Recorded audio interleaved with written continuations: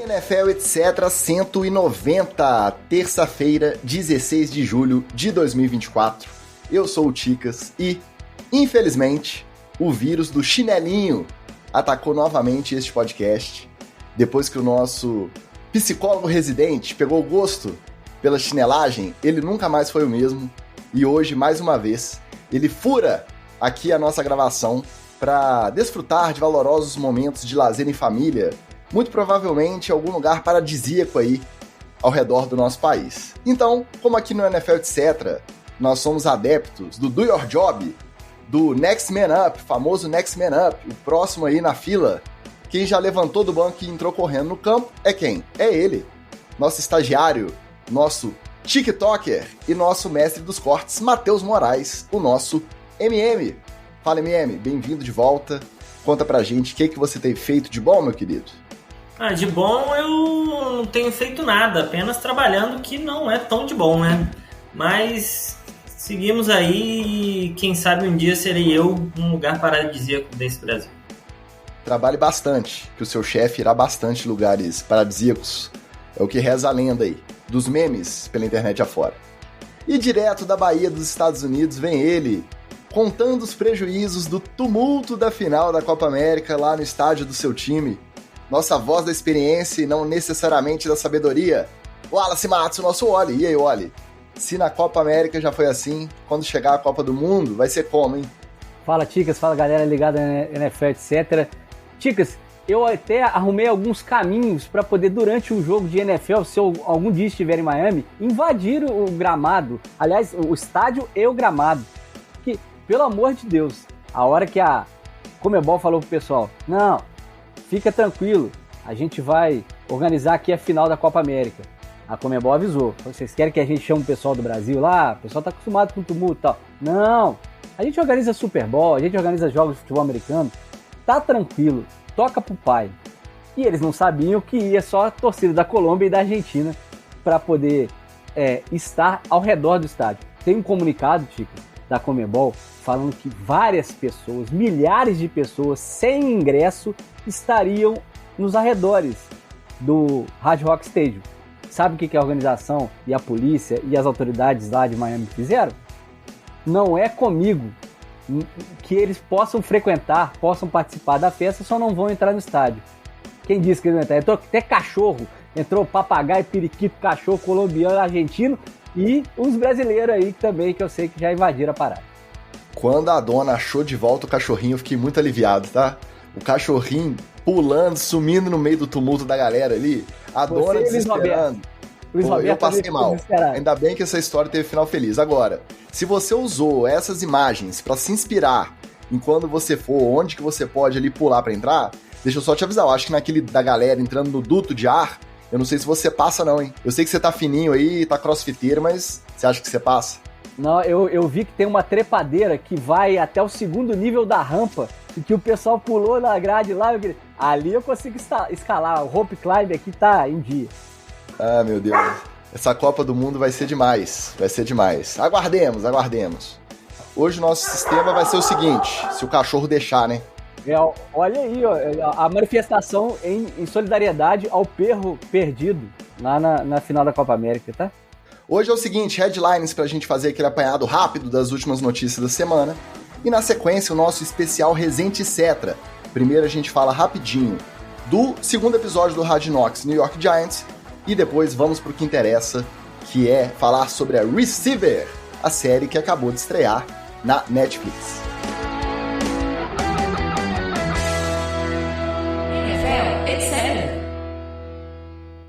Dando aquele alô pros nossos guerreirinhos da live, que sempre marcam presença aqui todas as terças-feiras.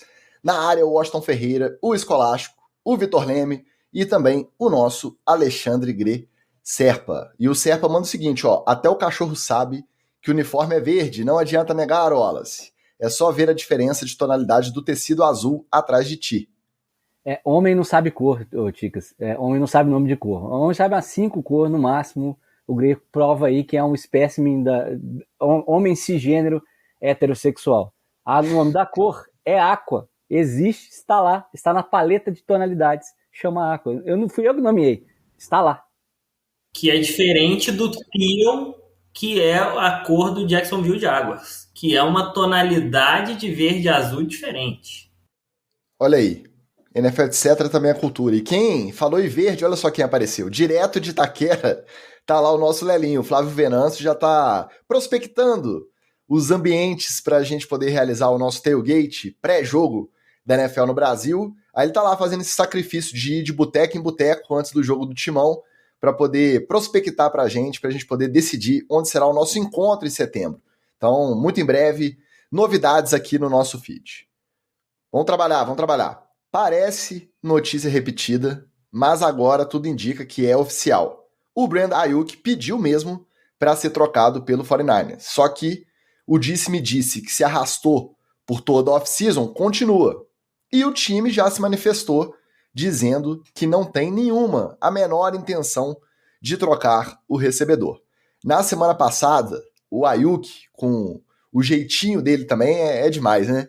Ele chegou a postar um story assistindo tape de treino do Commanders. Isso nem deve ser legal, mas como ele é parceiro do Jayden Daniels, deve ter tido um highlight lá do Jayden Daniels, ele mandou todo orgulhoso pro Aiyuk, e o Aiyuk postou que estava assistindo tape do treino do Commanders. E 2 semanas atrás, quando o Aiyuk participou do The Pivot Podcast, ele disse que se tivesse que escolher um time para jogar nessa temporada, obviamente, em primeiro lugar, ele escolheria o 49ers, mas que logo atrás viriam na preferência dele Commanders e Steelers. Então tem todo esse imbróglio que está se arrastando até agora, e hoje, na data dessa gravação, 16 de julho, foi oficializado o pedido de troca dele para o 49ers. Vocês acham que a essa altura do campeonato, véspera de training camp, quase dando início mesmo às atividades aí para 2024, você acha que o John Lynch libera ou a Aiyuk vai ficar querendo?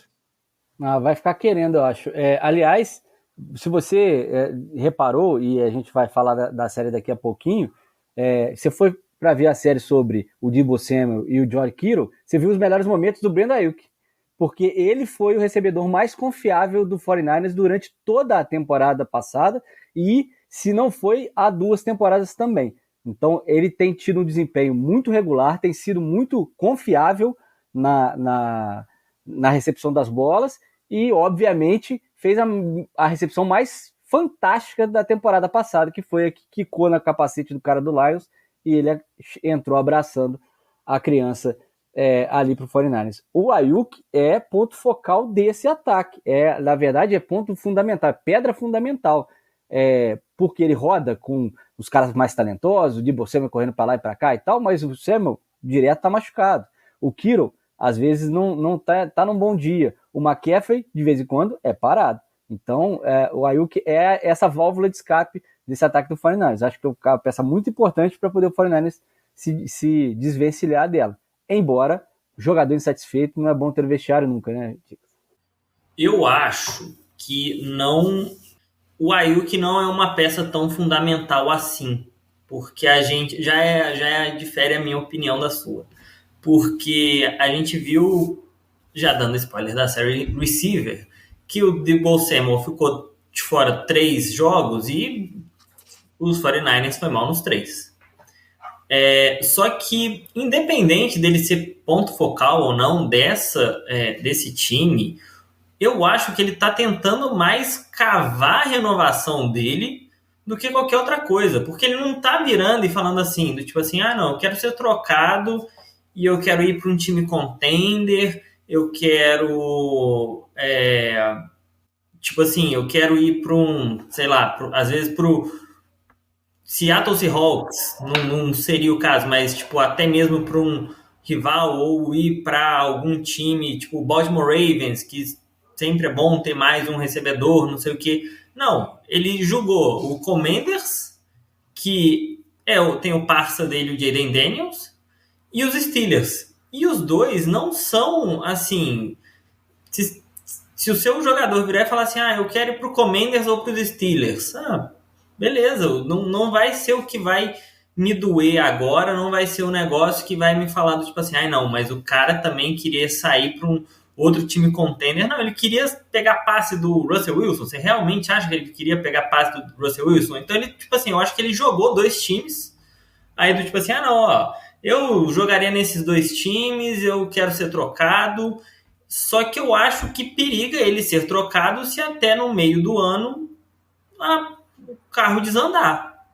Porque vai lá e o time não vai tão bem, chega na semana 8 com um 3-5, muito difícil, um 3-5, e tem um outro recebedor, né, o Rick Pearsall, que veio do draft, e alguém te oferece uma segunda rodada, às vezes, ele não vai nem poder escolher o time dele. Então eu acho que ele está mais tentando cavar a renovação dele, né, forçando isso, do que virando e falando do tipo, porque ele tá nesse chororô há muito tempo, falando que eles não me dão valor direito e não sei o quê.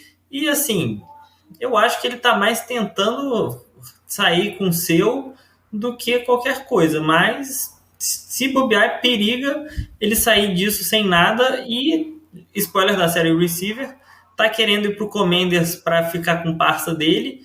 Já vimos que isso pode dar muito errado. E aí eu explicarei melhor sobre mais pra frente. Não saia daí, mais tarde você vai ouvir o que ele quer dizer. Cara, é repetitivo, né? Todas as outras vezes que se especulou que ele tinha pedido a troca, ele foi e desmentiu.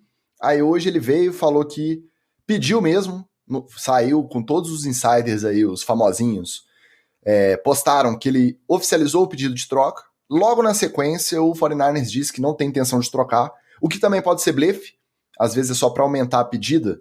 Eu vou pedir um primeiro round aí, ou 2 de segundo, sei lá, vai saber qual que é a estratégia desses caras. Se de tudo isso não acontecer, vamos lembrar, ele tá no 5º ano, que é a opção de 5º ano do... Mentira, ele tá no 4º, porque ele não é primeiro round, né? Ele tá no 4º ano, que é a opção do jogador que não foi draftado no primeiro round, previsto de ganhar 14,1 milhões de dólares. Um outro time que quiser trocar por ele, além de ceder a pique, já tem que chegar oferecendo uma renovação para pagar a primeira prateleira que ele acha que ele merece. Então isso dificulta muito. No Commander, será? No Steelers, cara, entra toda a situação de cap, quem que já tá jogando de recebedor lá, e se ele ficar nesse mimimi aí, pode ser o primeiro caso em muito tempo que a gente veja o cara simplesmente fazer o holdout da temporada toda. Aí não estamos nem falando de training camp. Como ele tá falando que a questão virou pessoal, que ele se sentiu desvalorizado por como ele foi tratado lá no 49ers, a única estratégia que ele tem para poder não aceitar esse ano de contrato por 14,1 milhões de dólares é se ele fizer o holdout inteiro. Vai perder dinheiro, vai ser multado e não vai jogar pelo 49ers nunca mais. Eu acho difícil. Eu acho que, como o Matheus falou, é bem tentar ganhar vantagem, e eu também não acho que ele é fundamental assim não. A gente sempre fica nessa dúvida.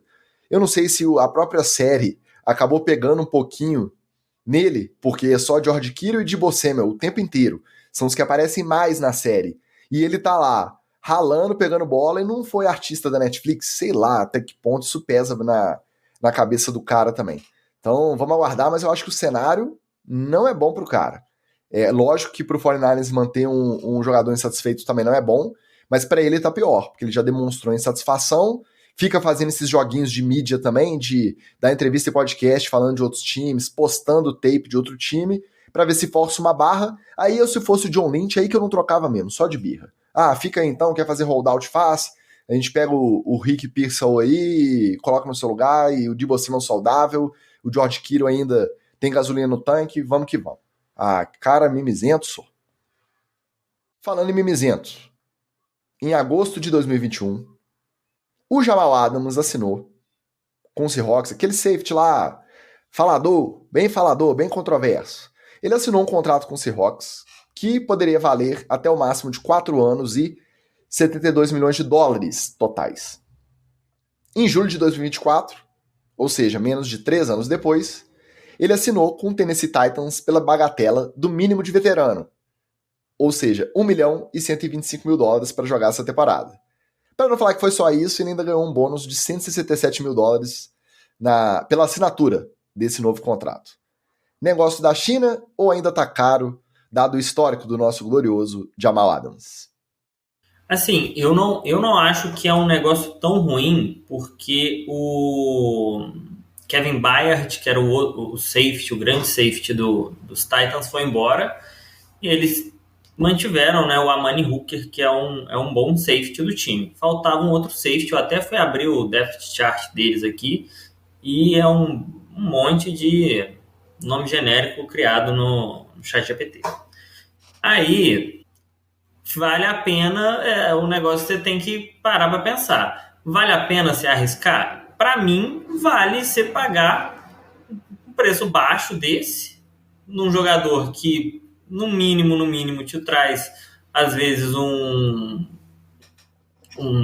pouco de experiência para a equipe, porque o grande ponto é, ele lesionou muito e a capacidade de cobertura dele foi-se com o tempo.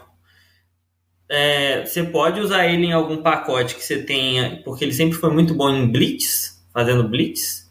Você pode usar ele em algum pacote que você consiga mandar mais blitz, às vezes é o que o técnico está pensando, né, nesse ano, mas tem que calcular esse risco, mas eu acho que é um risco muito calculado e que tipo assim, se isso tivesse acontecido na free agency com um ano 7 milhões e meio, aí era um negócio. Um ano, 1 milhão, né? E pouco.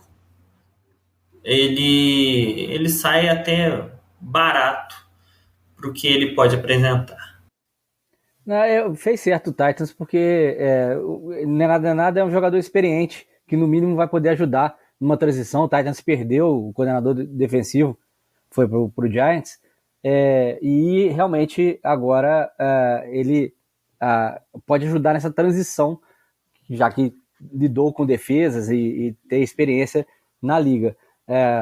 Por número, né? Assim, você pagar $1.125.000 para um cara que já tem anos de liga é tranquilo. O negócio é que o pacote que vem com o Jamal Adams é sempre mais tenebroso do que temerário, né? Do que só a experiência de jogo, né?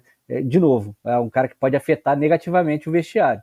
Então, mas de qualquer maneira, para um time da NFL rasgar 1.125.000, 1.500.000, vai, não é nada. Eu acho que dá para assinar, sendo que é um time que precisa dessa experiência de um jogador um pouquinho mais veterano ali para lidar com o pessoal do ChatGPT, como disse o ME. Expectativa não precisa ser grande porque tá pagando muito barato. Ele tem esse histórico aí não só de lesão, não estamos falando só de dentro de campo. Porque se for parar para pensar, dentro de campo ele produziu muito em 2 temporadas no Jets.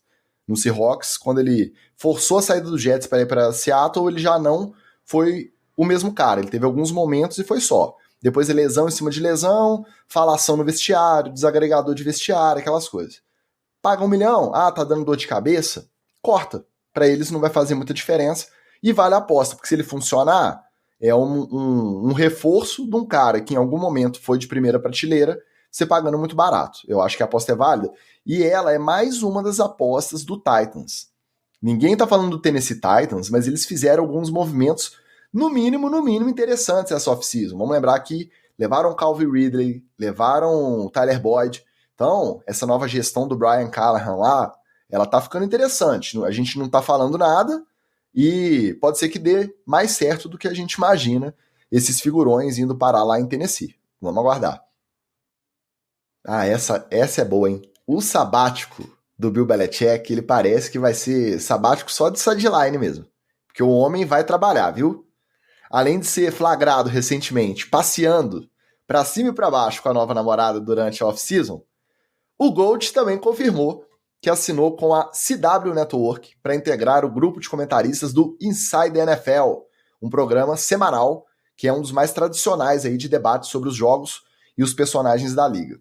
Nessa temporada, o Belichick terá a companhia do Ryan Clark, do Chris Johnson e do Chad Johnson. Que Chad Johnson? Ele mesmo, Chad 85, lembra dele?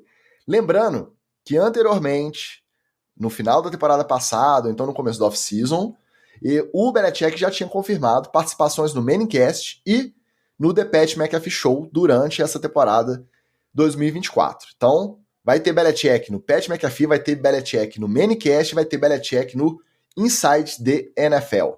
Overdose de Bill Belichick, será que vai saturar, ou Wally? Ô, Ticas, o Belichick tá seguindo aquele ditado, né? Quem não é visto não é lembrado. Porque ele viu aí que fecharam-se as portas nos times para poder ele treinar, ele tem que botar o peixe dele para venda, né, na banca, porque senão começa a feder. Então, vai ficar aí exposto, vai ficar, como diria o outro, igual aquele churrasquinho grego, girando e rodando nos canais aí, que sempre que você ligar a televisão, escutar um podcast, ver alguma coisa da NFL, tá lá o Bill Belichick com você. Igual aquela propaganda que o Galvão tá fazendo agora, que ele vai narrando as pessoas. O que o Galvão tá fazendo? Sentado, narrando. Então, o Bill Belichick vai fazer. O que o Bill Belichick tá fazendo? Ele vai sentar do seu lado e comentar um jogo de futebol americano. Bom, vamos ver se ele aparece e mantém o seu humor jovial mostrado ao lado da nova namorada, que ele tava todo pimpão. Vamos ver se ele mantém esse bom humor até o final da temporada. Vamos ver se não aparece o velho Bill, o Ranzinza, o que saiu lá de New England, não dá as caras. Porque aí, se ele der as caras, mais portas vão se fechar na NFL. É aí que ele não volta a treinar nunca mais mesmo, não. Ô, gente, eu fui até ver aqui de onde que é a sede da CW Network, mas é na Califórnia. Não corrobora com a minha ideia de que ele talvez já estivesse procurando uma casinha para morar ali nos arredores de Dallas. Porque ele tem que se manter afiado até o Mike McCarthy cair, e que vai cair. A não ser que o Mike McCarthy ganhe o Super Bowl, ele já não é mais técnico do Dallas, e aí o Bill Belichick tem que se manter afiado falando alguma coisa, porque às vezes você fica no ano sabático, você perde. Vou dar um exemplo do futebol. Eu torço para a Juventus de Turim, e o técnico que saiu agora, que era o Alegre, tirou um ano sabático, voltou, parecia que tinha esquecido tudo que ele tinha feito já. Então, você tira um ano sabático, às vezes você perde uma nova tendência de jogada, de não sei o quê. Ele tem que se manter afiado para o ano que vem assumir o Dallas Cowboys. Eu acho que Belichick comentando nunca é demais. Como me soprou o pauteiro aqui no ponto, deixa ter bastante Belichick participando das programações de NFL aí durante a temporada, que facilita o trabalho do pauteiro aqui no NFL, etc. Sem falar que, quando ele tá bem disposto, é muito legal ouvir falar de futebol americano. Só que ele tem que estar bem disposto. Talvez o novo amor ajude nisso, né? Tá de bem com a vida, tá passeando de bike, passeando de barco, tomando picolé com a namorada, beleza. Boa sorte pra ele e boa sorte pra nós também, acompanhando essa trajetória na mídia aí do Gold. Fabiano Bispo chegou na área, boa noite, queridão. O Flávio Venâncio manda o seguinte recado para você, Wallace. Olhe, no tailgate teremos cariri com mel e limão. Ainda bem que o jogo é longo, dá tempo de curar. Cariri com mel e limão, confesso que não conheço não, hein? Ah, vai conhecer. E aí, na verdade, você vai esquecer, mas você vai conhecer. Tá bom. E o nosso Andrew Zanforlin deixando o seu boa noite, meus nobres, passando aqui para deixar aquele abraço e assistir sob demanda depois. Sobre o receiver, o melhor deles aparece quando o Samuel o visita na faculdade da Carolina do Sul e se chama Xavier Legette. Então, mais uma vez, a participação sempre imparcial e nada clubista do nosso glorioso Andrew Zanforlin, torcedor sofrido do Carolina Panthers. Um abraço para ele. Menos de uma semana depois de perder um companheiro de time no acidente automobilístico, o wide receiver dos Vikings, Jordan Addison, simplesmente dormiu no seu Rolls Royce no meio de uma freeway em Los Angeles e acabou detido por dirigir sob influência. Lembrando que o mesmo Jordan Addison foi preso no ano passado, antes de começar o seu primeiro training camp, ele tinha acabado de ser draftado, porque ele foi flagrado a 225 km por hora numa via em que o limite era 90. Então, se a primeira vez que ele foi detido não serviu de lição, se a morte do colega no acidente automobilístico, apesar de que o Kyrie Jackson não teve culpa, tudo indica, né? Também não serviu de lição. Provavelmente, nada mais vai servir de lição para o nosso glorioso Jordan Addison e os seus volantes malucos. Eu acho que, assim, é o que você falou, eu acho que a morte do colega, mesmo que o Kyrie Jackson não tenha sido o culpado, eu acho que ele estar apenas envolvido, ele estar envolvido do outro lado, seria mais impactante ainda, porque, né, você para pensar, nossa, eu posso causar um acidente assim com uma pessoa inocente, igual causaram com o meu colega de equipe. E eu não sei o que cargas d'água alguns jogadores pensam, porque eu acho que tinham que fazer, sei lá, dar um lembrete para todo mundo de que o Henry Ruggs tá preso e que não tem dois pesos para jogadores para o que fazem hoje em dia. É um trabalho que o psicólogo, muito mais do que apenas ver notícia, tem que lidar. É uma coisa que os GMs têm que entender e botar alguma coisa na cabeça desses jogadores, porque se isso tudo não faz ele ter um tino de, cara, eu não posso fazer isso, a gente fica até com medo do que pode virar, porque é um jogador no seu segundo ano. Então, tipo assim, é uma pessoa que é muito jovem, é muito irresponsável, e se joga mais, ganha mais dinheiro, vai ficar mais irresponsável ainda. Porque a pessoa assim só tende a achar que está acima da lei de tudo. Então, precisa-se urgentemente ter um trabalho psicológico melhor, né, sobretudo nesses rookies, porque, né, por ser mais jovens, eles acabam fazendo mais besteira, de tentar lidar com isso. Cara, que seja um parça.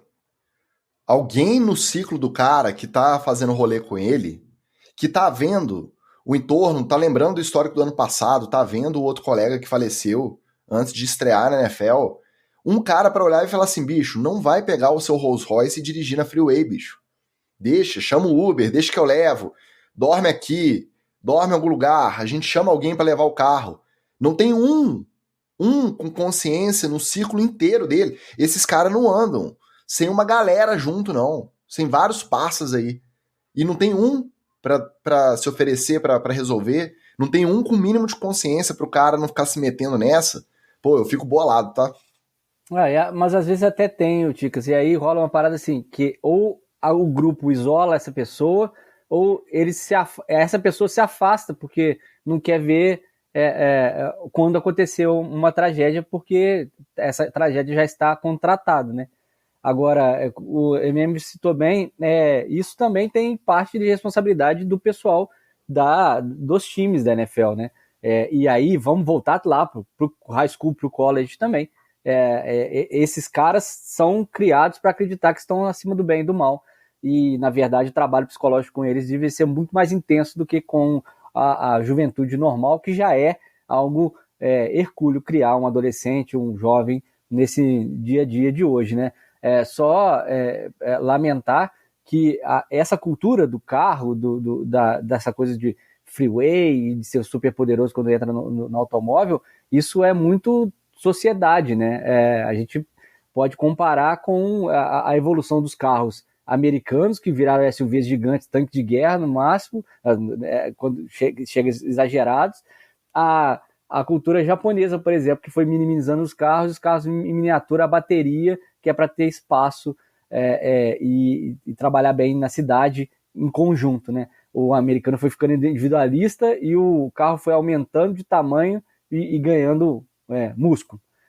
Os outros carros foram diminuindo e para poder a gente ganhar espaço. Então é bem uma mentalidade aí, isso faz parte do American Way of Life. E aí, meu querido, para poder desmontar isso, tem que desmontar uma sociedade inteira. O assunto é sério, mas também não deixa de ser um pouco engraçado, vai.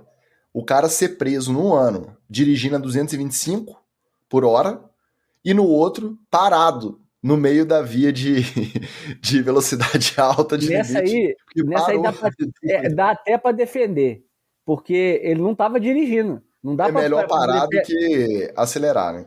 Eu acho que de tudo que salva é que ele, pelo menos dessa vez, não estava 225, né? Ele estava 0.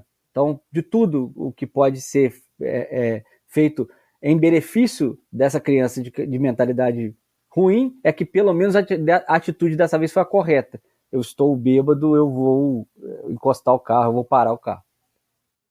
Ou dormiu e parou dormindo, né? Daqui a pouco surge um vídeo do TMZ e a gente descobre. Ele andar devagarinho. Nosso Arcanine, que acabou de chegar no seu boa noite, está lá em Kansas, ele podia investigar isso pra gente, nosso correspondente direto de Kansas, né? Kansas, Califórnia. Não, tá longe. Ó, e essa me pegou de jeito, viu? Mais uma morte inesperada de ex-jogador, e dessa vez de um cara que foi responsável por algumas das minhas maiores alegrias como torcedor do Ravens.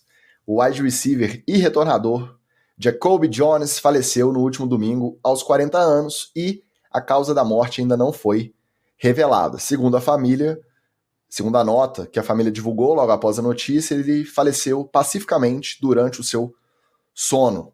Draftado pelo Texans e com passagens também por Chargers e Steelers. Em Baltimore, foi que ele protagonizou 2 jogadas decisivas para o título da temporada 2012. A recepção para o touchdown, que ficou conhecido como Mile High Miracle e que ajudou a eliminar o Broncos do Peyton Manning no round divisional. Foi a jogada que, faltando 40 segundos para acabar, empatou o jogo, forçou a prorrogação, e na prorrogação o Baltimore passou. E no Super Bowl contra o 49ers ele teve uma recepção para touchdown, que ele recebe a bola caindo. O passe foi ruim do Joe Flacco, tá? Ele se abaixa, ele consegue receber, levanta e consegue chegar na endzone vencendo 2 tackles. E logo depois, na volta do intervalo, ele retorna um kickoff para touchdown de 108 jardas. Então, assim, foi fundamental. Se for parar para pensar, merecia até o MVP daquele Super Bowl, pelo que ele foi decisivo aí nessas 2 jogadas, mas acabou ficando na mão do Joe Flacco. Além desses feitos em campo, era um cara muito querido e carismático também fora de campo, estava sempre participando de eventos do Ravens e de ações comunitárias lá em Baltimore.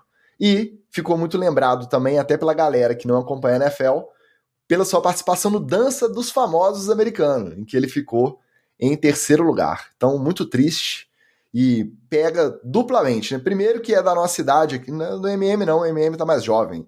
Mas eu e o Oli aqui estamos na faixa etária mais próxima, então a gente já solidariza, né? Já tem essa identificação, e por ser um cara muito identificado com os Ravens e que me traz ótimas lembranças, uma grande figura e uma grande perda. É, grande perda mesmo, porque o Jacob Jones, eu lembro mais do retorno de kickoff aí, que dá joga a pá de cal, né? E dá aquela carimbada no Super Bowl que o Ravens venceu recentemente, e mais recentemente, né? E realmente, você não precisava falar que o passe do Joe Flacco foi ruim, não, que quase todos são. Se for citar cada um que são ruins, né?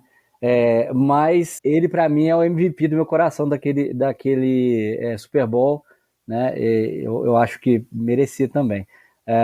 E muito novo, né, cara? Assim, na verdade, a morte é a morte mais bacana que você pode desejar. É o famoso acordou morto, né? Que você vai dormir em paz, e a gente não sabe se ele tinha algum problema já pregresso, né? A família não revelou muitos detalhes. Tomara que a família esteja confortável e confortada nesse momento, e que ele possa olhar pelo futebol americano lá por cima, um pouco menos pelo Ravens, mas pelo futebol americano em total. Eu lembro do Jacob Jones porque esse foi o primeiro Super Bowl. Eu não consegui ver direito o Super Bowl, mas foi o primeiro que eu acompanhei de fato. Assim, da primeira temporada que eu acompanhei de fato, e foi muito marcante. Ele que era irmão do John Jones, o lutador do UFC, e é uma pena. Tava sempre nas lutas também, né? O pessoal mostrava lá aquela celebrity shot, né? Sempre mostrava ele lá. Sim, ele sempre tava presente, e tipo assim, o John Jones é um armário, né? Que até parecia, pelo menos na minha cabeça, muito diferente um do outro. Mas é uma pena, né? Disso ter acontecido, uma fatalidade. A gente não sabe se talvez tinha, né, algum problema de saúde, alguma coisa assim, mas é uma fatalidade. E eu lembro dele, não só disso, mas eu lembro do sucesso que ele fez no Dança dos Famosos, porque ele arrebentou, que ele foi coisa de doido. Eu acho que você confundiu. O John Jones é irmão do Chandler Jones e do Arthur Jones, 2 ex-jogadores também, Mas o Jacoby não era irmão do John Jones, não. Até conferir aqui que eu fiquei na dúvida. São outros Jones, a família Jones é grande, né? É isso que eu ia falar. É irmão do Indiana Jones, algum Jones aí, tá? Eu acho que eu vi em algum momento alguém falando isso e eu guardei a informação na minha cabeça. Como verdade. Outra jogada também, que é muito lembrada, e que era ele retornando, e ele, esguio, né, muito alto, magro, e aí dava aquela passada de retorno que era difícil de acompanhar. E numa dessa, quem que quase tacleou o Jacoby Jones? Ele mesmo, Mike Tomlin. A famosa jogada que o Mike Tomlin tá olhando pro telão e dá aquele passinho pra dentro de campo pra atrapalhar o retorno. Finge que ele não tá vendo, né? Exatamente, era o retorno do Jacoby Jones, e teve mais uma também, um lance que é muito emblemático num jogo de temporada regular, é esse contra o Vikings. Num frio, na neve danada lá em Baltimore, ele também consegue retornar pisando aquela grama na neve, aquele trem todo gelado, e ele retorna flutuando acho que eu não lembro se foi punch ou se foi kickoff também para touchdown. Então, não era aquele cara que era o recebedor principal, mas quando aparecia era sempre jogada de efeito, era jogada em momento importante, e muitas homenagens, será muito lembrado sempre lá em Baltimore. E o lance contra os Broncos que você falou, que é a jogada do arranha-céu do Romulo Mendonça. Da nossa narração aqui nacional. Enfim, descanse em paz e bora de Resente Cetra.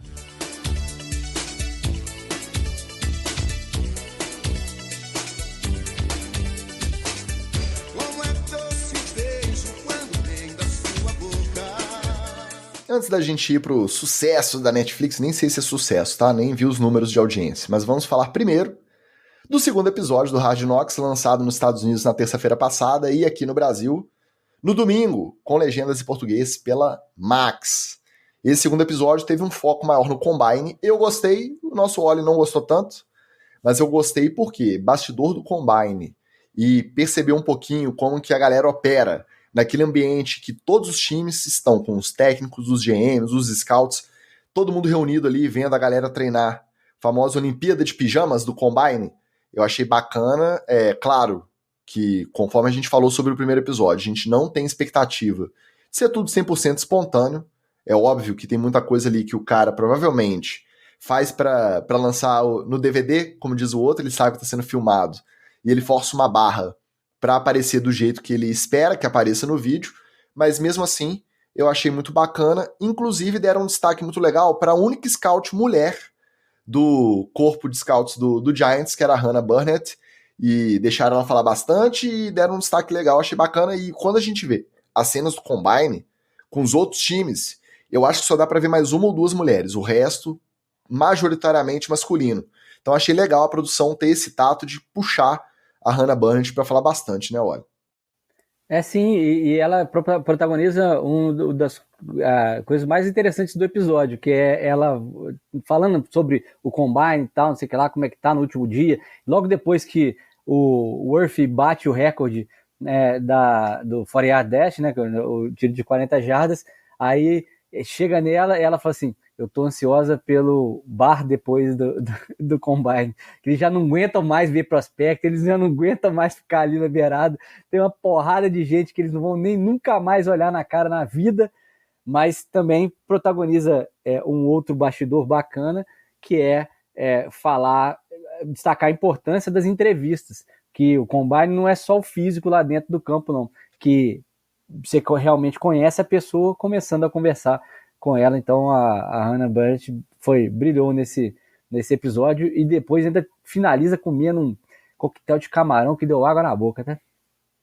E a parte das entrevistas com os quarterbacks e receivers, pedindo os quarterbacks desenhar as jogadas, e aí eu não esperava que numa entrevista com Caleb Williams, que era a primeira pick garantida, que muito provavelmente não ia chegar na posição 6, que era do Giants, e eles fazem o protocolo igual eles fizeram com o J.D. Daniels, com o Drake May, manda desenhar, manda trocar, pergunta se decorou a jogada. O Brian Daboll parece que ele vai bem dentro assim do conhecimento deles sobre a parte bem teórica do jogo. Assim, você acha que ali tem o que acontece na realidade, ou você acha que também foi meio fakeado aí pra aparecer no Hard Knocks? Na verdade, eu acho que isso é meio que para poder mostrar o quanto os técnicos e os quarterbacks são bitolados, né? Na verdade. Porque a maioria dos times tem nomes semelhantes para as jogadas, assim, pros posicionamentos, sei lá, se é cover 2, eu tô lendo cover 2 e aí eu vou usar um wide receiver para bloquear e tal. Então você vai fazendo essas leituras e eles vão dando nomes semelhantes para as jogadas. E aí o Bayern vai aproveitando para poder testar o quanto que o quarterback consegue raciocinar sem estar ali com os jogadores na frente dele, né? Porque, obviamente, ele tem que imaginar a jogada e é nisso que começa o trabalho de cada um dos jogos, né? Imaginando as jogadas que o adversário não vai conseguir parar e as jogadas que a defesa do adversário vai fazer para te parar. Então, para muita gente que não conhece como é que é essa rotina do time de futebol americano, é bem bacana. Mas você olha, você começa a... Não, o Will foi para lá, o fulano veio para cá, e você vai se perder no meio da frase. Porque realmente é conversa de dois bitolados em futebol americano numa posição específica, né, numa região do campo específico que é o ataque. É bem legal. Mas assim, para mim que sou de defesa, dá um ódiozinho de olhar, porque... eu vou vendo ali o que os caras querem fazer para me enganar. Eu confesso que essa parte me deu um ruim. Me lembrando da época que eu participei de dinâmicas de grupo. Então você vê quarterback numa salinha minúscula, lotada de gente do front office, um monte de scout, nossa, uma galeraça do time. Aí ele entra, ele dá boa noite, ele cumprimenta um por um. Aí ele vai pro quadrinho em branco e aí o Dable começa. Se você tivesse que escolher uma jogada para ser repetida pro resto da sua vida, qual que seria? Desenha aí. Aí começa a trocar os xzinhos e ozinhos, e ele tem que ir trocando, ele fala a nomenclatura. Cara, essa pressãozinha ali me deu um ruim. Agora, nada mais clichê do que em algum momento alguém virar pros moleques, e aconteceu com vários, né? E aí? Você vai jogar em Nova York se a gente draftar. Como que você vai reagir com as críticas desse mercado gigante, essa máquina de moer gente que é o nosso time estando em Nova York? Aí é aquela parte que é bem forçadinha, né? Essa não dá para engolir, não. Mas é um bom alerta, né? Na verdade, eu gostei de algumas perguntas que eles fizeram pro cara mais explosivo. Eu não sei se era o Worth, não era o Worth, não. Foi não, o que apareceu em entrevista de recebedor foi o Neighbors, que eles draftaram, isso. O Marvin Harrison. Marvin Harrison, isso, e eu acho que foi o Marvin Harrison que perguntam para ele, e aí, como é que você lida com a derrota e tal? Aí o cara vai chegar lá e falar assim, não, eu lido bem, eu gosto de perder, tô nem aí, pô. Pergunta idiota. Aí vira aquela entrevista de emprego, né? Qual que é o seu maior defeito? Meu defeito é ser perfeccionista demais. Sempre aquela resposta mais esperada possível. E fora isso, os outros destaques que eu achei bacanas no episódio, porque ele passa muito tempo no Combine, né? Então tem até a galera vibrando, comemorando quando o Xavier Worth bate o recorde das 40 jardas, era uma coisa que eu não esperava, e pelo menos eu achei a reação espontânea. O Oli já não achou tão espontânea assim, mas eu achei um momento bacana, assim, de... né, não focou só no pessoal do Giants, mas você vê os outros executivos dos outros times acompanhando a segunda tentativa dele, e vendo ele bater o recorde, a galera meio que vibrando, assim, foi legal. O problema desse negócio do Worth eu gostei da reação da galera discutindo se ele voltaria ou não para fazer um outro tiro de 40 jardas, né?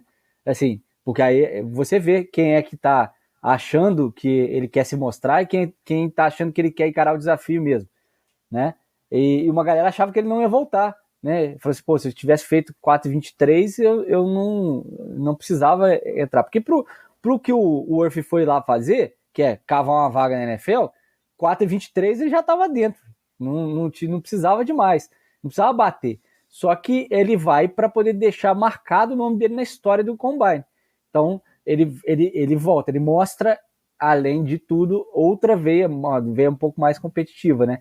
Aí nessa reação, a segunda reação, eu já acho que é mais fakeada. E aí, fora isso, achei legal. A gente até citou como um dos pontos que o Mike Florio apontou semana passada como um dos motivos pelos quais ele acredita que essa versão off-season não vai ser aceita por um outro time a partir do ano que vem. E aí eles fizeram questão, não sei se por isso, né? Não sei se incluíram depois dessa crítica. Mas aparece claramente o Joe Schoen combinando com o assessor de imprensa antes de ir pra coletiva o que ele ia falar. Ele, a gente não vai taguear o Sacon. Mas lá eu não posso falar isso. Então foi até eu não lembro se foi você ou o Magal que falou algo nesse sentido na semana passada, e a gente teve a comprovação disso na preparação dele pré-coletiva nesse episódio. E aquela conversa, que aí eu acho que é meio forçada, porque não se conversa desse jeito, no viva voz, com aquela marra, em que ele liga pro Sacon avisando que ele vai deixar o Sacon testar o mercado, né? E ainda dá aquela pressãozinha, aquela chantagem psicológica de que, você testa o mercado e depois você volta aqui porque você falou que queria aposentar um Giant. Então, quando você receber uma proposta, pelo menos tenha a hombridade de voltar aqui para ver se a gente vai igualar. Então, achei uma chantagem bem... Não sei se ele fez isso, né, achando que estava mandando bem, que ele ia pesar a consciência do Sacon, mas se eu tô no lugar do Sacon e ouço uma pressão dessa, muito provavelmente eu toparia jogar por menos em outro time também. Não, ele sabia que isso ia acontecer, porque ele fala que aí vem um time, paga só 1 milhão a mais e o Sacon vai. Ele já sabia que nesse telefonema aí as chances dele já tinham ido embora. Ele fala isso, dá a entender isso com o agente do Sacon nesse telefonema depois. Eu só acho que ficou muito ruim toda a situação, né? Se tivessem concentrado isso, por exemplo, no primeiro episódio, acho que a situação estava um pouco mais diluída. Como não apareceu nada disso, foi aparecer no segundo, rolou essa coisa de parecer uma nova edição do segundo episódio, né, que tiveram que fazer para poder dar uma aliviada pro Schoen, que tá com a cabeça a prêmio, meu querido. É o seguinte... E fizeram também no final do segundo, meio só para dar um gancho pro terceiro, e passou meio batido, assim, sei lá. Passaram um pano para ele também, eu acho. A cabeça dele tá a prêmio. Se o time não rodar esse ano, tchau, Joe Schoen do Giants. E eu achei interessante nessa situação inteira é que o cap aumenta no começo do episódio, né? Eles falam assim, nossa, aumenta para 255 milhões e 400, né? Dólares. E eles falam, nossa, você quer... E eles em nenhum momento pensam em fazer uma proposta melhor para o Saquon Barkley. Ou seja, já estava tomada a decisão de se dispensar o Saquon Barkley antes. E para você que trabalha como eu, com assessoria de imprensa, veja esse bate-papo do Schoen com o assessor de imprensa. O assessor está muito bem antenado em tudo que está acontecendo ao redor do time do New York Giants e prepara ele para todos os apertos que ele vai passar. E a edição é muito boa, que eles vão mesclando a resposta que o Joe Schoen dá para o assessor junto com a que ele dá para a imprensa. Muito bem treinadinho, seu Joe Schoen, mas as decisões continuam uma merda. Eu só senti um pouquinho de arrogância dele, porque o assessor parecia que estava todo na humildade ali, sem querer também determinar muito, assim, obrigar o que ele ia falar. E aí ele ficava brincando que ele ia falar aquilo que não podia. Aí você via que o assessor de imprensa até regalava o olho. Aí depois ele, não, eu tô brincando. Tipo assim, você via que o assessor tava tenso e ele ficava meio que tirando uma ondinha com o cara. Achei que não precisava, né? O Schoen parece que é bem babaquinha, né? Vamos falar a verdade. Então, pois é, mas deixa eu te falar que nessas separações acontece muito pior. É verdade. No tete-a-tete com o cliente é assim. Só pra terminar rapidinho, a parte que eu mais ri, e eu ri muito, tá? O Daboll revoltado que ninguém do front office inteiro, todos os scouts, ninguém apostou que ele conseguiria correr as 40 jardas em 7 segundos. Qual que é a sua aposta? Cereja no bolo. Ele perguntou se ele largasse da linha de 20 jardas e o Worth largasse da de 40, se ele ganhava. A galera falou, não. Nem de moto. O Daboll, nem de moto você consegue ganhar dele, porque você é peso demais pra cima da motoca. Aí teve um cara que eu rachei de rir, que ele vira e fala assim, mas por que você acha que não? Ele, porque eu tive correndo pra atravessar a rua ontem. Impossível você correr em menos de 7 segundos. Ele até pensa na motivação, né? Fala que se botar um frango frito lá no final da linha de chegada... Cara, e você vê que ele fica chateado de verdade com a galera, duvidando dele, né? Essa parte foi boa. Bom, esse foi o Hard Knocks número 2, vamos ver se o 3 mantém o nível. O 2 eu achei bem melhor que o 1, tá? Vamos ver se o 3 também segura um pouquinho. Que pegaram a mão, mas aí é também o tema, como você falou, né? É o Combine que dá um pouquinho, dá um up, né? Dá material. Muita coisa acontecendo, né? Os prospectos que são de primeira prateleira, né? Como a escolha deles era 6, era 5 ou 6? 6, 5 foi o Chargers. Então, eram os prospectos mais hypados, foi legal ver as entrevistinhas ali. O próximo já tem Broca do Bilionário, que vai falar do Sacon de novo. Mas tudo bem. De novo, Bora pro que interessa. Receiver na Netflix, depois do sucesso de Quarterback. Também 8 episódios, só que dessa vez estrelando os figurões George Kittle, Deebo Samuel, Amon-Ra St. Brown, Justin Jefferson e Davante Adams. Então vamos começar pelo MM, já que ele não assistiu o Hard Knocks, tá quietinho aí o bloco inteiro. Opinião geral sobre o que você assistiu da série, MM. O que você achou? Comparando com o Quarterback. Legal, mais do mesmo? Como que você sentiu aí o que você assistiu? Olha, eu confesso que eu não sou tanto de assistir Hard Knocks, essas coisas, porque eu já me intero muito dentro do jogo. Então acho que se eu assistir muita coisa, eu vou ficar maluco e é isso. Porém, eu parei para assistir o Receiver e é muito bom, fiquei muito entretido, sobretudo porque aqui eu vou ser apedrejado. Eu estava assistindo, eu trabalho de home office, o poder do home office me deixa assistir enquanto eu trabalho. Então eu estava vendo dublado. E ver reality show dublado é muito legal, gente. Porque sempre fica a voz do soldado Brian. Isso que eu ia te perguntar, quem tem a voz do Rambo? Quem tem a voz do Axel Foley? Quem tem a voz do He-Man? Quem tem a voz... É sensacional, porque eu estava torcendo muito para que o Sam Brown fizesse esse touchdown. E sempre tem uma voz assim. Porém, teve alguns erros que dona Netflix já devia ter corrigido. Do tipo assim, o terceiro para o gol é terceiro gol. Ou chamar tight end de tight end. É uns negócios que eles deviam estar mais ligados, né? Porém, muito boa a série, muito, muito bom de entretenimento, porque você vai lembrando dos jogos, você vai se pegando tudo lembrando da temporada. Tem algumas partes que a gente queria ver mais, e aqui a gente já vai até falar, né, que no meu caso eu queria ver a galera brigando com Josh McDaniels, mas a gente sabe que não dá para colocar tudo do que a gente quer. E eu vou te falar que eu achei que eles até expuseram bastante o Davante Adams quando, nas coletivas, nas mudanças e na insatisfação dele, já que o foco do time era o Davante, e eles deixam muito claro a insatisfação que a gente sabia que tinha acontecido para quem não acompanhou a temporada, não entendeu como rolou essa demissão, senta para assistir, sai com a sensação de que realmente o Davante Adams foi pivôzaço aí da demissão do McDaniels. É claro que o bastidor, a briga mais explícita, né, não teve. Mas, cara, dá para ver aquelas pequenas cenas, né? O McDaniels, depois de uma jogada lá que dá errado, ele vai, conversa com o Davante Adams e sai e fala assim, eu te amo.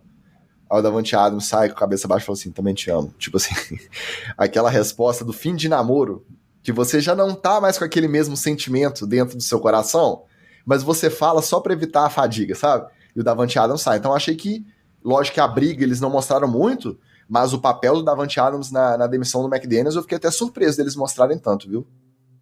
Eu acho, e é o que eu ia falar aqui, o que eu citei anteriormente, que é o que eu vou falar agora, inclusive, prepare-se para o corte. O Davante Adams claramente é um refém do Las Vegas Raiders. Porque ele já começa os primeiros episódios, parece tipo assim, uma animação, tipo, legal, Raiders. E é do tipo, aquela cara de eu não queria estar aqui, mas eu estou aqui.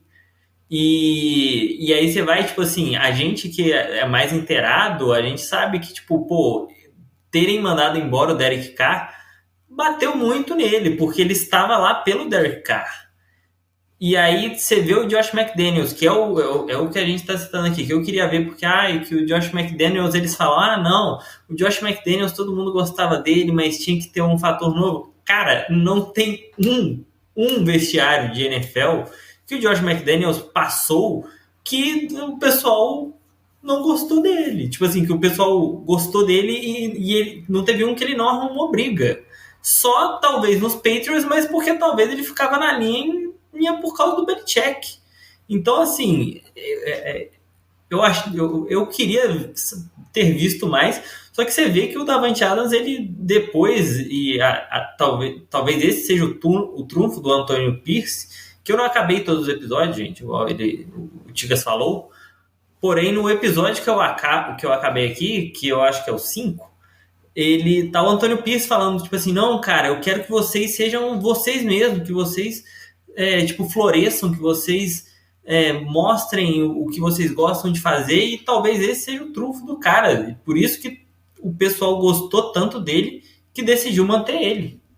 Não, e aí, a partir daí, ele mostra realmente que o Davante Adams assume esse papel de líder de vestiário mesmo, e ele meio que respalda o Antonio Pierce, embora tenha saído jogos muito ruins, assim, né? O Raiders terminou jogando bem mal a temporada, tropeçando, mas obviamente uma temporada que já começou torta lá no início. E aí mas tem um momento... mal do final da temporada ainda era bem melhor do que o início. Isso com a diferença... Evoluiu para ficar ruim, hein, Chicas? Evoluiu para ficar ruim o Raiders. Evoluiu para ficar ruim, e com a diferença de que a galera tava muito mais unida no vestiário e em campo também. É verdade. E aí tem o melhor momento da temporada inteira do Davante Adams, que é quando o Aaron Rodgers vai com o Jets lá para Las Vegas e eles conseguem jantar os dois sozinhos no fundo de um cassino. E aí eles trocam palavras carinhosas, né? Óbvio que não tem imagem desse jantar, porque se eles reservaram uma sala no fundo de um cassino para poder jantarem sozinhos, ou eles estavam planejando um assassinato, ou então eles estavam querendo realmente privacidade. E realmente rolou isso, mas eles falam, e o Davante Adams verbaliza isso com o Rodgers, falando da importância dele de estar por ali. Eu vou só... O que o Rodgers não deve ter soltado de teoria da conspiração nesse jantar é brincadeira. Então, às vezes era melhor estar planejando alguma coisa no sentido de tirar a vida de alguém, mas do que essas coisas que tiram a vida de várias pessoas. Agora, o Davante Adams, a escolha dele para ser um desses caras é porque ele é uma grande estrela da liga que está realmente perdido num time ruim, né? E se você pensar, a escolha do Amon-Ra St. Brown para ser esse cara num time em ascensão, mas não é uma grande estrela, e aí você vai olhando um personagem de característica diferente, que é o George Kittle, que é um recebedor que você não imagina, né? Que é um tight end, que não tem a função primordial de receber bolas, embora a função do tight end tenha mudado e seja a posição, como eu costumo falar, que mais evoluiu nos últimos 10 anos da NFL, e o Deebo Samuel, que é um cara que tem características de grande estrela e que tem híbridos de outras posições também. Para mim, por exemplo, o Deebo Samuel é muito melhor utilizado atrás das linhas do que correndo rotas. E o Justin Jefferson como sendo o protótipo do wide receiver superstar, né? Embora eu tenha detestado o óculos de Casagrande dele. Bom, comparado com o quarterback, que é a comparação mais próxima que a gente teve no ano passado, eu acho que ela é mais acessível para quem não acompanha a NFL, porque ela não debruça muito sobre jogada, ela dá um foco maior ainda na família. Então você vê o destaque gigante para a esposa do George Kittle. O Kittle é a estrela, né? O cara que mais aparece, tanto pelo 49ers chegar até a final, quanto pelo carisma da esposa, que está sempre colada ali, e é uma parada que a série explora muito. Da mesma forma, o pai do Amon-Ra St. Brown, um pouco menos, mas ele também tem destaque o tempo inteiro.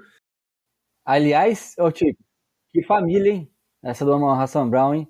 A mãe é alemã, né? O pai dele é completamente alucinado com o futebol americano. Ele fala 5 línguas. É uma família não só peculiar, mas realmente hiper peculiar, né? E interessante, né? Você vê a dinâmica da família ali, e por mais que a gente faça ressalva desse pai tóxico que tá criando o moleque desde novo pra ser uma máquina, eu ri com a Patrícia aqui em casa, que o Amon-Ra St. Brown com 8 anos de idade, ele pegava mais peso no supino do que eu pego hoje com 40. E dá pra ver ele já todo fortinho. E aí tem a cena maravilhosa que já viralizou os cortes aí nas redes sociais, que é o Amon-Ra passando mal de pé, como é que é? Você que é pai, você deve saber melhor. É mão, pé, boca? Pé, mão, boca? Doença que pé, criança mão, pega na creche. pé, mão e boca. Pé, mão e boca. Ele tá todo ali estourado, né? Cheio de alergia, passando mal. Aí ele vai pro vestiário e o pai dele fica repetindo praticamente os 15 minutos do intervalo inteiro. Ele tem que tomar uma Coca-Cola. Não é Gatorade. Não é Gatorade que resolve isso. Tem que ser uma Coca-Cola. E ele repete, vai dando os cortes de tempo, ele fala isso 18 vezes no intervalo. Ele precisa tomar Coca-Cola que ele vai melhorar. Então, é o tiozão do boteco, o pai do Sam Brown, John Brown, é o tiozão do boteco, que vira um ótimo personagem num documentário desse, né? Eu queria adicionar, porque foi o único momento que eu realmente falei, agora ele sabe o que ele tá falando. Porque quem nunca passou mal, tá mal de estômago, tomou uma Coca-Cola. Porque a Coca-Cola, ou ela vai fazer o seu estômago limpar, ou vai voltar tudo e vai ficar tudo bem. Então, tipo assim, a Coca-Cola, uma coquinha gelada, dá um gás de vez em quando. Só que mala é o pai dele. Pra quem não sabe, o pai dele foi Mr. Olímpia, que é o concurso lá de bodybuilder e escambau. Só que, tipo assim, o pai dele colocando lá, não, que ele treina desde cedo, não sei o que, nunca teve Thanksgiving, porque pra gente é um dia normal, a gente treina, e aí corta pra cena seguinte ele falando, não, tava um dia lindo, eu tirei os moleques da escola, da aula, pra ir pra praia. Qual é o sentido das coisas? Não, loucura. E ele, o dia que ele conhece a atual esposa do Amon-Ra St. Brown, né, namorada ainda, né, não casaram oficialmente, ela tá com uma jaqueta de Sam Brown e ele fala para ela, mulheres são matadoras de sonhos. E ele repete isso e fala para os jovens e para as jovens que homens são matadores de sonhos e mulheres são matadores de sonhos na idade que eles estão florescendo. A cabeça da criança. Um mala com a namorada do Sam Brown, do tipo assim, nossa, que ele fez tal dancinha, eu sabia que tinha sido coisa sua, do tipo assim, caraca, mano, seu filho pode ter uma personalidade. Você já pensou nisso? Não, então, mas nenhum dos três, né? Porque depois aparece o Equanimous e o Osiris, né? Osiris.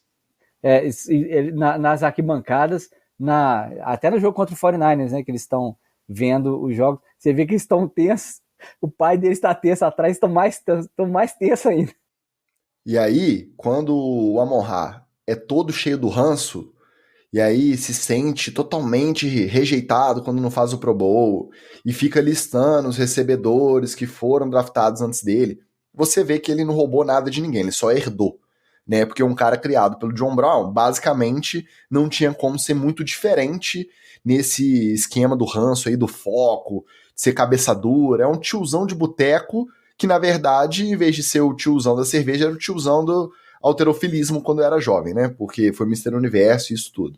E Sam Brown é invenção, né?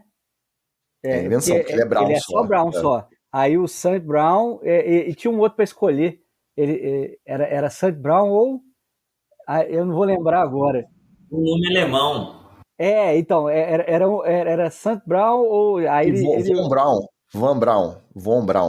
Um negócio assim, eu lembro que eu achei parecido com holandês, alguma coisa assim. E aí, na hora, ele deu as opções pra mãe, a mãe ficou com Sam Brown, né? Isso, lá, o Washington Ferreira aqui confirmou. Era Von Brown. Exato, aí falou que ficava melhor na Jersey o Sam Brown. Doidinho, do jeito que a gente gosta. E o pior que ficou mesmo, né? Porque são nomes que são sonoros pra caramba. E aí o nosso Washington, ele também faz o coach aqui, entre aspas, o Trust me, Coke is the thing, not Gatorade. Coke, Tony Montana ou John Brown? John Brown. Peculiar demais, figuraça.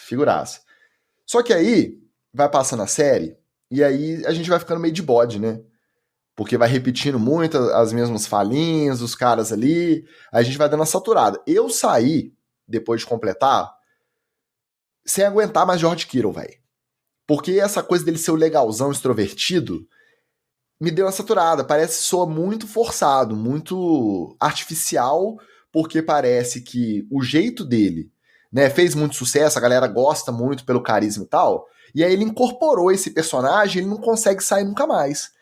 tudo dele tem que ser sempre muito animado, ele tá sempre muito feliz, ele tá sempre muito legal, a mulher dele também é sempre muito legal, ela é muito simpática com todo mundo, e eles assinam muitos autógrafos, sabe essa coisa assim? É sempre over, parece que me dá uma cansada, igual o pai do Amon-Ra, tá sempre muito no ranço, o George Kittle tá sempre muito animado. Por outro lado, do outro lado, eu vou até mostrar pra quem tá vendo a live aqui, ó, eu sempre fui muito fã do Davante Adams, até porque torço por tabela, por conta da Patrícia aqui, pelo Green Bay Packers, e ele foi muito importante lá. Então, fiquei muito fã dele, ouvindo ele falar sobre jogada e tal. E a série mostra que, como todo wide receiver de primeira prateleira, ele é uma diva. Ele é, de fato, uma diva. Só que ele é um cara sério. E ele é um cara que não fica ele não dá volta no papo. Então a galera pergunta, ele vai e fala. Quando o Jimmy Garoppolo vai pro banco, ele fala, eu fui consultado, eu assinei embaixo da decisão e muito provavelmente eu não estaria aqui caso essa decisão não fosse tomada. Não tenho nada contra o Jimmy Garoppolo, amo ele, acho ele um cara 10, ótimo de conviver, mas não estava funcionando dentro de campo. Acabou, não inventou desculpa, não ficou preocupado. E cara, quem tá assistindo o jogo do Raiders tá vendo que isso é a verdade. Então ele não fica de disse-me-disse, ele vai e pum, fala o que tem que falar. E aí, é claro que ele se empodera por saber que ele é o cara que hoje é o principal jogador do time. Então ele pode ser meio tóxico às vezes por conta de ter essa postura. Mas ele não fica igual aos outros meio que dando volta. Ele vai, ele é assertivo, ele passa o recado dele e quando precisa dele em campo ele entrega. Então assim, fiquei mais fã ainda de poder ver um pouquinho mais do Davante Adams. E é claro que tem o outro lado, né? Que é um cara que não é fã de McDonald's, é fã e garoto propaganda do Taco Bell e é convidado para fazer teste de degustação dos novos sabores. Produtos. Ele vai na sede da Taco Bell e parece criança no jardim no parquinho, criança no mundo do chocolate, que o olhinho dele brilha e ele vai provando os novos tacos e as novas sobremesas, os milkshakes, e ele fica felizão. Então, é uma diva, é sério, comparado com os outros, você vê que ele é um cara sério, serião, assim, até na vida pessoal mesmo, e é gente como a gente quando tem um fast food aí que ele gosta. Ele é autêntico e eu boto fé porque Taco Bell é muito melhor. Barbacena não tem uma comida mexicana direita. Não, é tudo tudo ultraprocessado, MN. É tudo ultraprocessado. Mas foge disso, tudo bem, pelo amor de Deus. mas eu quero ultraprocessado diferente. Foge disso. Eu vou fazer um jantar mexicano pra você um dia.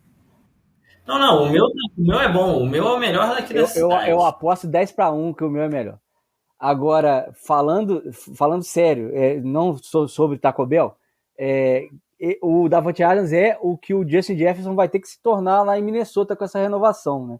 É a âncora do time, é o cara que o time é construído para ele e que tem que corresponder. E ainda mais agora sem o quarterback que capitaneava o time antigamente, né? Eu quero ver muito um Receivers 2 com o Justin Jefferson, porque ele meio que se torna um jogador diferente ao longo dessa temporada agora, e vamos ver como é que ele vai ser nessa temporada 24-25.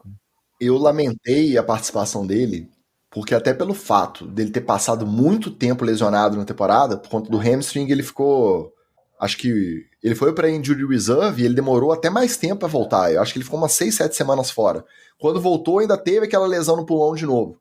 Então, eu lamentei porque eu achei que a gente ia conseguir ver mais, só que a temporada não ajudou por conta da lesão. E é um outro destaque da série para mim.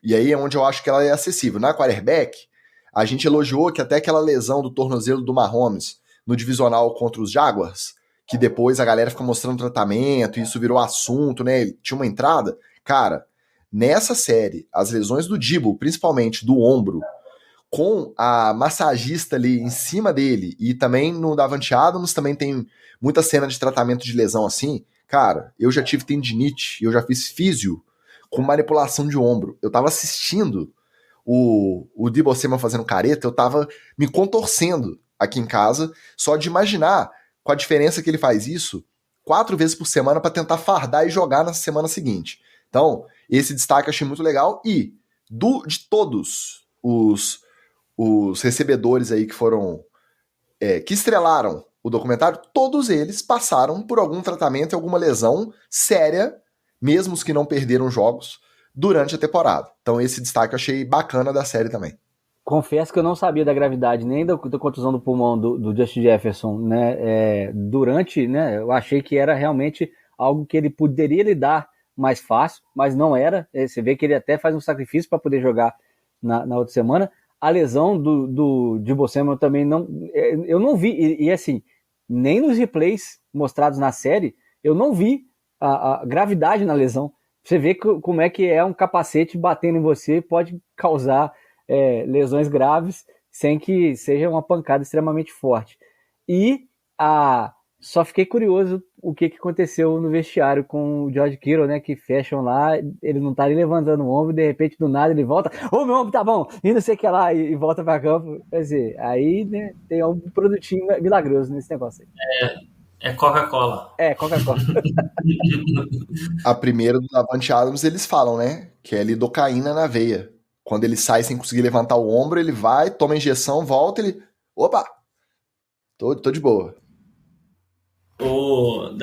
Dos outros que eu não comentei, o Justin Jefferson, de fato, a lesão, ela atrapalha muito, não só a dele, mas como a do Kirk Cousins. Atrapalha muito porque, tipo, era pra ele ser a estrela da série, porque ele era o melhor recebedor. Então, a gente esperava isso, só que ficou meio xoxo. E o Deebo Samuel e o George Kittle, eu acho que eles pegaram num pacote, tipo assim, vamos pegar alguém lá de São Francisco. Tem o tight end, vamos, ao invés de só botar receiver, vamos botar um tight end também. Só que eu tenho certeza absoluta que quando viraram e mostraram que o Travis Kelce estava namorando Taylor Swift, alguém na Netflix falou, puta merda, a gente errou o tight end que a gente tinha que ter pegado. Porque eles iam ganhar um dinheiro, eu até parei para ver a audiência aqui que você falou. Chegou no top 10 das séries da Netflix, mas já saiu. O que é justo, já que, né, uma série de NFL não pegaria tanto tempo o top 10. Mas se pegasse o Travis Kelce, era top 1 tranquilo. E aí fica, né, a sugestão deles fazerem... Sem o Gronkowski fica sem graça. Porque se tivesse uma série de receivers com o Gronkowski, seria divertimento estilo reality show da MTV. Só que não tem. Ao mesmo tempo, eu entendo a opção pelo George Kittle, porque ele não tem os números, né, de recepção do Travis Kelce, mas até de carisma, de mercado, todo o pacote George Kittle é muito bom pra série, né? E eu saturei por quê? Porque a gente tá cansado de acompanhar a NFL e de, é o George Kittle fazendo careta pra câmera, o George Kittle deu uma entrevista legalzona, o George Kittle que levou o torcedor pra não sei aonde. Então, a nossa saturação ela já vem não só pela série, ela já vem pelo tanto que a gente acompanha e o tanto que o George Kittle aparece. Mas é um cara que fala super bem, realmente ele é engraçado, eu que sou rabugento, então tem todos esses fatores aí para essa saturação que eu tive, porque se for colocar na ponta do lápis, tempo de vídeo, ele é disparado que aparece mais, e ele nem é um recebedor. A série chama Receiver, e o tight end é quem aparece mais. E não é só ele, né? Como a gente disse, é o pacote todo. A esposa dele é muito carismática também. Você vê que ela é focada o tempo inteiro, porque ela, além de ser muito bonita, muito presença, né, amiga da esposa do Kyle Juszczyk, que faz as jaquetas personalizadas, então cada jogo é um look maneiraço diferente. Então, nesse sentido, eu entendo perfeitamente o pacote família Kittle. Só que como a gente já tem muito contato, a gente acaba dando essa saturada, né? Mas faz parte. Agora, pergunta. Vocês sabiam que o Justin Jefferson era o criador, o pai da dancinha do Greedy? Eu confesso que eu não sabia. Pra mim era uma coisa de Fortnite, alguma coisa que alguém começou a replicar. Eu não sabia que era uma dancinha que começou com ele no college, chegou na NFL e a galera começou a imitar e virou fenômeno. Na verdade, virou fenômeno. A molecadinha, as criançadas fazendo Greedy, eu não sabia que era tudo por conta do Justin Jefferson, não. Eu sabia que ele que estourou, eu achava também que, tipo assim, ele pegou no Fortnite e fez, e aí estourou, mas aí eu descobri que era o contrário, ele fez e aí botaram no Fortnite. E a gente que acompanha a college, a gente sabe, né, Tico? Você não gosta? É verdade. Nessa eu prefiro ficar sem saber mesmo, tá? Vocês vêm e me contam aqui. Eu tenho uma pergunta. Já tivemos quarterback e receiver. Qual posição vocês gostariam que tivesse um reality show agora? Qual que vocês gostariam que fosse o próximo? Vou dar uma de Bill Belichick, long snapper. Aí tem que ser meio que mundo animal, assim. Long snapper. De onde vem? Pra onde vão? Como vivem? O que comem?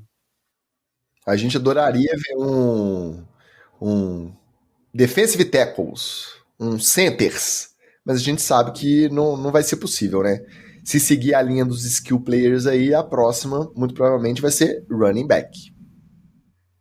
Eu acho que assim, um kicker seria dramático, porque errou, não sei o que, dramatização ao mais alto nível. Mas, levando em consideração o que pode causar de entretenimento, as duas posições têm mais maluco. Cornerback, porque para você correr atrás desses caras, você tem que ser maluco, e você sabe que o mais normal aí é o mais maluco. O Darrell Reeves tinha cara de normal, maluco. E a posição que já tem, né, que é a do tight end, porque o tight end ele tem que ser rápido e ainda vai tomar uma pancada igual um recebedor, e ele tem que ser forte para encarar um edge qualquer. Então, tem que... Eu pergunto para o Alex se ele confirma, pelo menos o que eu vi quando eu era treinador, era isso. A posição que tem mais maluco é tight end. Tight end é tudo louco mesmo. Tight end é tudo completamente maluco. Tanto é que joga ele onde ele for e o cara vai jogar. Cara, é difícil porque você pensa que o quarterback teve Patrick Mahomes liderando a galera, e aí teve um Kirk Cousins que às vezes ninguém dava nada por ele, e que foi super carismático ali, apareceu bem, fez sucesso na série, e aí teve os outros pra completar, né? Teve o Mariota, mas quem que apareceu? Teve mais gente, agora eu não tô lembrando quem foram os outros, foram 4 ou 5 do quarterback. E receiver, você vê que são os caras todos top de linha. Os que são de mercado menor são os caras que são primeira prateleira e que fazem sucesso com a molecada por si só. Os outros são de mercado grande. Então, assim, qual outra posição? Cornerback, aí tight end você não arruma 5. Ainda mais que não vai repetir o Kittle. Aí tem o Travis Kelce. Mas quem? O Mark Andrews é mó low profile. E aí você vai... Qual outro tight end que vai ter esse apelo para estrelar? Já fica comprometido. Redneck maluco. Pois é isso que eu acho complicado. Doido. Só meu último destaque, que eu achei muito legal. A série passou muito rapidinho, mas que eu achei muito legal. Lá no começo, no segundo ou no terceiro episódio, as reuniões com as produções de transmissão dos jogos. Então senta na salinha. Aí eu acho que foi com quem? Foi com o Justin Jefferson? Agora eu não tô lembrando, mas sentou na salinha e tava o Tony Romo, o Ginense, a Michelle Tafoya, a galera da transmissão inteira ao redor da mesa, o produtor, o diretor da transmissão, batendo papo. Pô, e aí? Acho que foi o Justin Jefferson mesmo, que aí eles perguntam da dancinha, as diferentes dancinhas. Tem o Greedy e aí o Greedy tem as diferentes modalidades. Essa reunião que a gente sabe que acontece, mas vê um pouquinho delas ali, pré-jogo com a equipe de transmissão, achei muito legal. E o contato da repórter de campo com os jogadores quando eles entram em campo ali. E aí eles viram e perguntam, tipo assim, desde o papo básico, bobo, quando ela vira pro Davante Adams e falou assim, pô, você chegou com a roupa igual a do... Como que chama o tatuado? O Max Crosby de novo? Vocês não estão se falando antes de escolher o figurino para chegar no estádio, não? Então, até esse papinho ali que dá algum argumento para quando ela fizer a entrada na transmissão, ela tem um assunto por ter conversado com o cara. E é uma conversa de 20 segundos ali na beira do campo que eles conseguem usar durante a transmissão, trazer como informação. Então esses 2 pontos eu achei muito legais, mesmo que passando muito rápido na série. E eu lamentei, assim, que eu achei que deixou a desejar os últimos 2 episódios, os episódios 7 e 8, que são as finais de conferência, e o Super Bowl, que aí basicamente viram America's Game. Foca basicamente no jogo, aí tem uma outra reação da família, tem a reação dos jogadores que estrelam a série, mas é muito foco no jogo, nas jogadas, muito foco, né? No jogo, nas jogadas, a gente não vê nada muito diferente de preparação igual a gente viu nos episódios anteriores. Então esse 7 e 8 eu achei até, pra gente que acompanha, óbvio, pra quem não acompanha, é legal saber como acaba a história deles na temporada. Mas para quem já assiste NFL e já lembra exatamente como esses jogos foram, deixa a desejar porque vira mais do mesmo praticamente o episódio inteiro, tanto o 7 quanto o 8. Mas, fora isso, legal, tomara que continue tendo, vamos ver se ano que vem a Netflix volta, né? Eu achei mais legal que as principais recepções do 49ers são todas do Brandon Ayuk e ele não tá na série. É verdade. Não à toa ele tá pedindo pra ser trocado, né? Ele não quer mais ser relegado aí a segundo, terceiro escalão no ataque do 49ers. E tem o Deebo Samuel sempre elogiando ele. É isso aí, BA, não sei o que lá, BA. Eu falei, que isso? A série tem um personagem oculto? Nosso Fernando Pedrotti chegou aqui. Enquanto jantava, ouvi um pouquinho, mas já está indo para Foz do Iguaçu. O Pedrotti também não para o nosso Nando. Ele falou que a próxima podia ser de safety. Safety tem bastante maluco também. É verdade. O Washington Ferreira falou que podia ter de fullback. 8 episódios acompanhando o Juszczyk. Ele falou Kubitschek, né? Quase me pegou de jeito aqui, ó. Aí o Pedrotti falou que duro seria achar 10 fullbacks. Achar 5 já seria complicado, né? Nosso Pablo Bira também chegou antes da gente se despedir. E o nosso Carlos Miller também, deixando o seu alô. No Instagram hoje eu lembrei, o Wilklen Santana mandando seu boa noite, dizendo que ouve amanhã. Valeu, garoto. Meus amigos, foi um prazer estar com vocês mais uma vez. Qual que é a boa pra semana aí, Olho? Agora vamos esperar o próximo episódio do Giants, né, para poder ver se o bilionário é de verdade ou ele fala só teatrinho mesmo, porque não queria que o Sacon saísse. E ver se o Magal volta ao mundo que ele foi dar aí com a família. Faltou falar que o nosso Carlos César também mandou o seu opa! Chegando tarde, mas deixando o like para escutar mais no trânsito. Nosso Shark Nu, obrigadão, querido. MM, se mantém aquecido, viu? Pode deixar, e um lembrete que semana que vem começa a Olimpíadas. Numa terça-feira qualquer estaremos torcendo para uma criança cair de um skate. É verdade. Hoje eu cheguei até o final e não dei recado de apoia-se, hein? Então, se você chegou até aqui, quer jogar Fantasy, ainda restam 2 vagas. A terceira divisão já está confirmada, mas temos só 2 vagas. Então, se você nunca jogou Fantasy, quer jogar, quer manter o papo do nosso episódio aqui durante a semana, apoia.se/NFL, etc. Com R$15 você participa do melhor grupo disparado da internet brasileira inteira. Não vou nem falar só de NFL não, é da internet inteira. NFL, etc. diretoria. Faça parte você também e ajude esse projeto a continuar acontecendo. E mais um recado, que tem até a ver com o nosso financiamento coletivo. Se você chegou até aqui, é porque você já percebeu. Se você ouvia pelo nosso site, você não está ouvindo mais, você está ouvindo no agregador de podcast, isso mesmo. Nosso site está temporariamente fora do ar. Ficar bancando domínio, hospedagem e em relação à quantidade de plays que tínhamos através do site, comparado com o que temos através dos agregadores, não estava valendo a pena no custo-benefício. Então, por enquanto, o www.nfletc.com.br está fora do ar. Mas não adianta você tentar roubar o nosso domínio para vender pra gente depois quando a gente ficar famoso não, tá? O domínio a gente manteve, a gente só não tá mantendo a estrutura de hospedagem do site. Então, se você chegou até aqui, você sabe. Se você conhece alguém que ouvia pelo site, acho difícil, hein? Mas se conhecer, agora não tem jeito, tem que ser no Apple Podcasts, no Spotify, no Deezer, no YouTube Music ou em qualquer outro agregador de podcasts, beleza? No mais, Training Camp está quase aí, muitos times já se apresentaram, alguns calouros, alguns veteranos já estão em fase de treino. Semana que vem, com certeza, teremos novidades e a gente volta para contar, beleza? Até lá, um abraço e valeu! Beijo!